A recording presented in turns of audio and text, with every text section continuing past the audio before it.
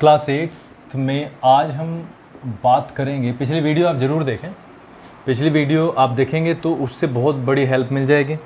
Equivalent fraction की बात करेंगे।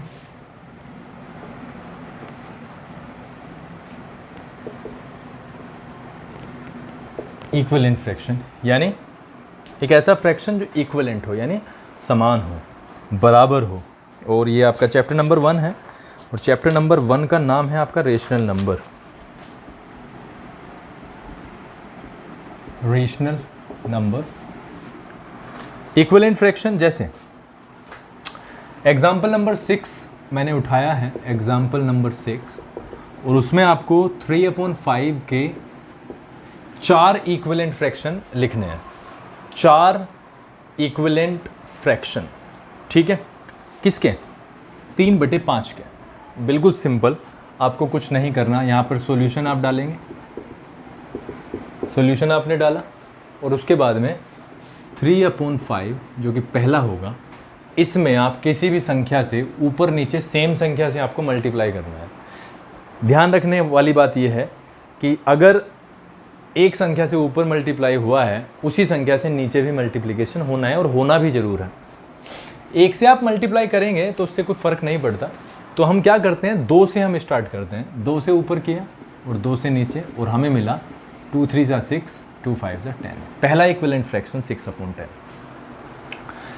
दूसरे के लिए हमने क्या किया, दूसरे के लिए हमने कर दिया 3 3, 3 से ऊपर 3 से नीचे, तो ये हो गया 3 3 9 और 3 5 15। तीसरे के लिए 3/5 4 4 से किया, 4 से ऊपर किया, 4 से नीचे किया, और हमें मिला 12/20, ठीक है। आफ्टर दैट हमें चौथा भी निकालना है। 3/5 को 5 से किया ऊपर, 5 से किया नीचे, 5 3 15, 5 5 25। तो ये हमारे 4 इक्विवेलेंट फ्रैक्शन हो गए। ये फर्स्ट हो गया, ये सेकंड, ये थर्ड, ये फोर्थ। आप ऐसा नहीं कर सकते हैं कि आपने यहाँ पे 2 से मल्टीप्लाई कर दिया और नीचे 1 से कर दिया है, किसी से भी नहीं किया। ये बहुत ही गलत हो जाएगा, ठीक है।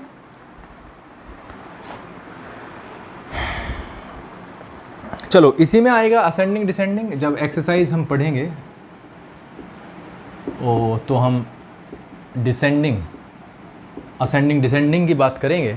और इसके अलावा क्लास 6 की आप वीडियो देख सकते हैं, क्लास 6 की चैप्टर नंबर 1 की पार्ट 2 का video. Chapter number 1 class 7th का, सॉरी, क्लास 7th का चैप्टर नंबर 1 और उसका पार्ट 2 आप देख सकते हैं। उसमें असेंडिंग डिसेंडिंग और ग्रेटर स्मॉलर के बारे में कुछ बताया गया है। तो हम बिना वेस्ट किए हुए टाइम को एक्सरसाइज नंबर 1.1 पे हम चल रहे हैं। एक्सरसाइज नंबर 1.1, इस एक्सरसाइज का पहला सवाल जो कि आपको दिया है, वो दिया है which of the following are rational numbers, give reasons. देखो, सबसे पहले हमें समझने वाली बात यह है कि रेशनल नंबर होता क्या है। पढ़ तो हम रहे हैं, रेशनल नंबर एक ऐसा नंबर जिसको हम P/Q की फॉर्म में रख सकते हैं। रेशनल नंबर क्या होता है? एक ऐसा नंबर जिसको हम P/Q की फॉर्म में रख सकते हैं, उस नंबर को हम कहते हैं रेशनल नंबर, ठीक है। जहां पर Q 0 नहीं होना चाहिए, यानी जो P का जो मान है, P का जो वैल्यू है, वो 0 ना होके कुछ भी और हो सकता है, ठीक है। ऐसे नंबर्स जिनके नीचे 0 आ जाएगा, यानी जिनका डिनोमिनेटर 0 होगा, वो रेशनल नंबर नहीं होंगे। अब हम देख लेते हैं -14, -14 है। लाइट में क्या हुआ भूमि है? -14 लाइट में क्या हो रहा? -14।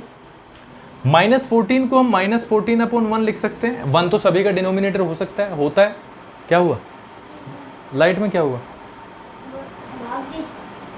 अच्छा, ठीक। तो ये P है और ये Q है, और Q यहाँ पर क्या है, is not equal to 0, and that is why ये एक रेशनल नंबर है। -14 इज अ, ये लैंग्वेज आपको लिखनी है, -14 is a rational number because it can be written in the form of P upon Q। हम P अपॉन Q की फॉर्म में इसे लिख सकते हैं, राइट। अगर ये ना लिखा जाता, मैं ऐसा नंबर देख लेता हूँ, हाँ जैसे D है, इसी क्वेश्चन का D पार्ट, D में हमें क्या दिया हुआ है बच्चों, D में दिया हुआ है -15 अपॉन 0, -15 अपॉन 0। यहाँ पर since Q is equal to 0, यहाँ पर क्या है, P अपॉन Q की फॉर्म में हम देख तो रहे हैं, लेकिन Q क्या नहीं होना चाहिए बच्चों, 0 नहीं होना चाहिए, लेकिन यहाँ पर 0 इसमें आ रहा है। दैट इज़ वाई ये आपका रेशनल नंबर, ये आपका रेशनल नंबर नहीं है, क्योंकि Q क्या है, वो 0 है, वो 0 नहीं होना चाहिए था।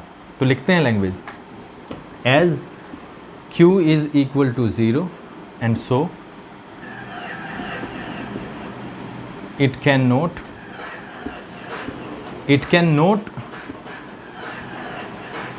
be written in the form P upon Q। ठीक है, P अपॉन Q की फॉर्म में हम इसे नहीं लिख सकते। D हो गया, बाकी सब रेशनल है।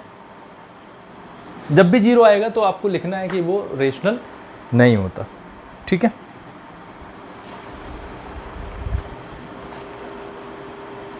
चलो जी आगे चलते हैं।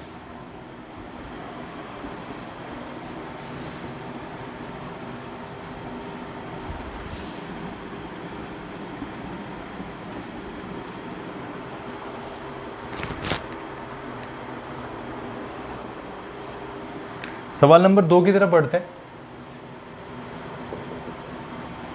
सवाल नंबर 2 में कहा गया है स्टैंडर्ड फॉर्म में लिखना है। स्टैंडर्ड फॉर्म,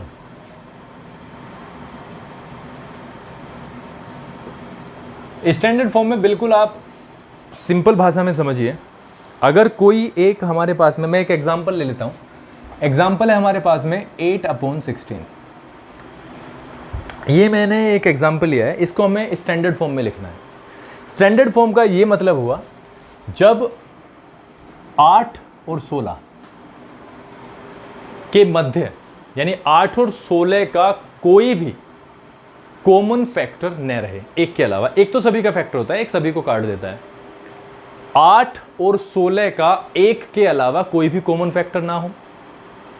अब यहां पर हम क्या देखते हैं, इसका कॉमन फैक्टर 2 है, क्योंकि ये 2 से कट जाता है, 16 भी 2 से कट जाएगा, तो ये तो स्टैंडर्ड फॉर्म में नहीं है। तो इसको हम स्टैंडर्ड फॉर्म में लिखेंगे, 2 से काटेंगे, 2 से काट के देखते हैं, आ जाता है ये। लेकिन कहानी वहां पर ऐसी की ऐसी ही रहती है, क्योंकि ये भी स्टैंडर्ड फॉर्म में नहीं है, क्योंकि 4 भी हमने देखा और 8 भी देखा, तो ये भी 2 से कट जाते हैं। 2 2 ज़ा 4, 2 4 ज़ा 8, एंड अगेन कहानी फिर से वहीं की वहीं, और ये अगेन कटेगा 2 1 ज़ा 2, 2 2 ज़ा 4। ठीक है, हमने यहां पर देखा 3 स्टेप के बाद में हमें आंसर की प्राप्ति हुई है। 3 स्टेप के बाद क्यों ने कुछ इस तरीके का मसला किया जाए इसके साथ कि हमें डायरेक्ट 1/2 पता चल जाए।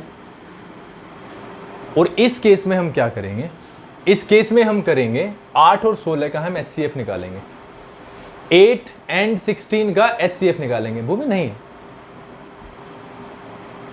8 एंड 16 का HCF हम निकालते हैं। HCF आई होप सभी को आता होगा समझ में, HCF निकालना। ठीक है, 8 HCF ऑफ 8 एंड 16, इसको सवाल को समझिए। 8 के हमने प्राइम फैक्टर्स कर लिए। ठीक है, किस किस से कट जाता है, 2 2 ज़ा 4, 2 ज़ा 8। ठीक है, 16 के भी कर लिए, 2 2 ज़ा 4, 2 ज़ा 8, 2 ज़ा 16। HCF के लिए हम सभी को पता है, देखो 2 आ जाएगा, यहाँ से 2 एक और 2, और यहाँ से 2 एक और 2, ये कॉमन है। 2 2 ज़ा 4, 2 ज़ा 8। HCF 8 और 16 का आया 8। अब कुछ नहीं करना, जो HCF आया है उससे P और Q को डिवाइड करना है, एंड दैट्स इट। यानी 8/16 को 8 से डिवाइड करना है। 8 को जब 8 से किया गया तो 1 आया, 16 को 8 से किया गया तो 2 आया। और हमें एक ही स्टेप से ये स्टैंडर्ड फॉर्म यानी लीस्ट फॉर्म का इसका पता चल गया। लेकिन उससे पहले हमें P और Q का HCF निकालना है और HCF से हमें P और Q को डिवाइड करना है। This is as simple as that. तो क्वेश्चन नंबर 2 आप अपने आप करेंगे। मैंने क्या बताया, स्टैंडर्ड फॉर्म कब होगी? स्टैंडर्ड फॉर्म होगी जब कोई भी कॉमन फैक्टर न बचे, कोई भी कॉमन फैक्टर न बचे दोनों के बीच में, यानी P और Q का जो कॉमन फैक्टर होगा जस्ट 1। सिर्फ एक ही एक ऐसी संख्या होगी जो इसका कॉमन फैक्टर होगी, राइट? तो आप पहला और दूसरा सवाल आप करेंगे, उसके बाद में अगली वीडियो में आपको कुछ सवाल और आगे किए जाएंगे और कोशिश की जाएगी कि एक्सरसाइज नंबर 1.1 अगली क्लास में आपकी ख़त्म हो जाए।